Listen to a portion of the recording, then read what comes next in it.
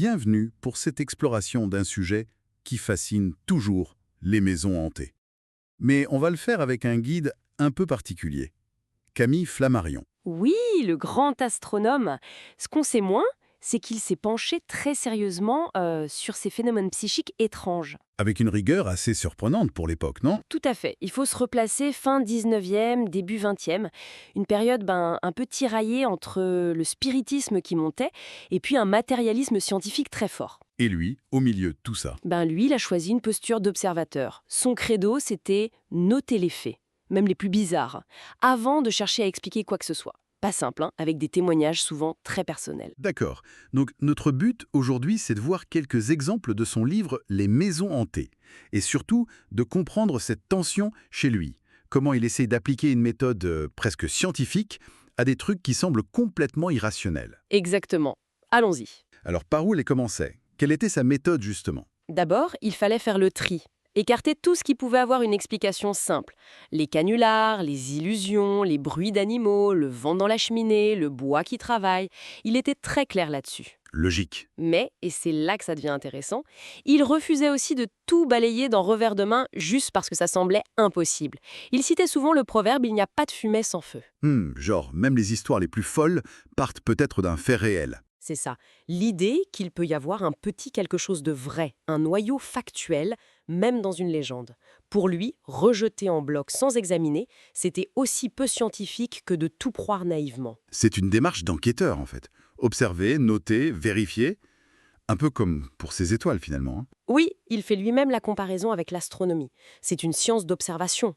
On constate qu'une météorite tombe, on la décrit, même si on ne comprend pas tout de suite d'où elle vient ou comment elle s'est formée. Le fait, d'abord. D'accord. Le fait prime sur la théorie. Précisément. Accepter qu'une chose se produit, même si l'explication nous échappe pour le moment, c'est la base, selon lui. C'est un sacré défi quand on touche à ce genre de sujet, évidemment. Prenons un cas concret alors. Un truc bien matériel. L'affaire de la rue des Noyers, à Paris, en 1860. C'est assez connu, non? Oui, un cas frappant. Chez un monsieur Lesage qui était économe au palais de justice. Excusez du peu. Et là, il se passe quoi? Son appartement devient une sorte de champ de tir? C'est un peu ça, oui. Des projectiles variés, des bûches, du charbon, il y a même eu un couteau qui vole, brise les vitres, blesse les gens, le chaos total apparemment. Mais ce qui est dingue là-dedans, c'est qu'il y a eu une enquête. Absolument, et c'est le point clé. Une enquête de police sérieuse, des constats d'huissier, tout le monde voit les objets, les dégâts, c'est matériel, c'est constaté. Mais impossible de pincer quelqu'un. Aucune explication trouvée? Aucune cause physique identifiable malgré la surveillance. Le mystère est tel que le propriétaire finit par résilier le bail pour trouble de jouissance. Et Flammarion note aussi un détail, la présence d'une jeune domestique. Oui, il le relève. C'est une observation qu'il fait souvent dans les cas de poltergeist, ces fameux esprits frappeurs.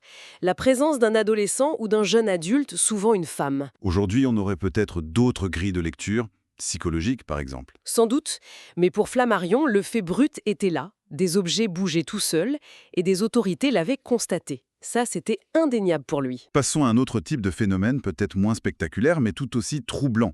Cherbourg, 1918. C'est un cas vécu par une proche de Flammarion, c'est ça? Exactement.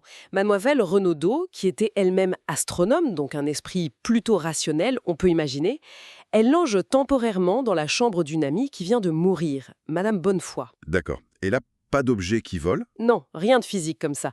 Plutôt des sons, mais alors des sons très intenses et précis. C'est-à-dire? Des craquements décrits comme formidables dans les murs. Des coups très forts qui semblaient venir de derrière un portrait de la défunte. Et aussi des bruits de pas, comme si quelqu'un glissait sur le parquet, alors qu'il n'y avait personne. Et mademoiselle Renaudot était seule à entendre ça? Non, et c'est important. La cuisinière de la maison les a entendus aussi, et apparemment elle n'était pas du genre à s'effrayer facilement au départ. Et leur réaction? La peur, j'imagine? Une peur bleue. Une peur vraiment intense, viscérale, qui a saisi ces deux femmes. Pourtant, pas spécialement portée sur le surnaturel. C'est ce mélange de sons étranges et de réactions émotionnelles très fortes qui a beaucoup intéressé Flammarion. Et quelle hypothèse il avance lui? C'est là qu'il parle d'une sorte d'ambiance psychique. L'idée qu'un lieu pourrait être imprégné comme une sorte de reliquat de force vitale après un événement fort comme un décès. Et que certaines personnes sensibles pourraient percevoir cette ambiance, voire la réactiver par leur présence. Fascinant cette idée d'empreinte. Mais on sent bien qu'on glisse là, non? D'une observation de faits, même étrange, vers une interprétation.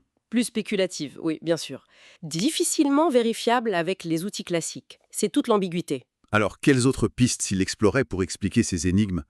Parce qu'il ne s'arrêtait pas à une seule hypothèse, j'imagine. Non, il restait très ouvert mais prudent.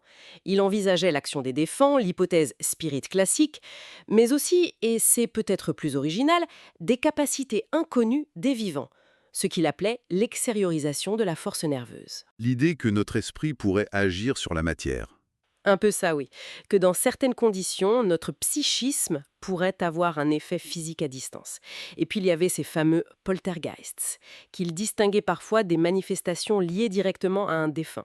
Des sortes d'agents perturbateurs un peu anarchiques. Il explorait tout ça sans vraiment trancher. Évidemment, ça a dû faire grincer des dents. Il y a eu des critiques virulentes, non? Je pense à des journalistes comme Clément Vautel qui se moquaient ouvertement. Ah oui, vaut-elle parler de blagues, de psychico-scandars. Flammarion était habitué à ce scepticisme, parfois méprisant. Et comment il répondait? Souvent en faisant appel à l'histoire des sciences. Son exemple favori, c'était Lavoisier et les météorites.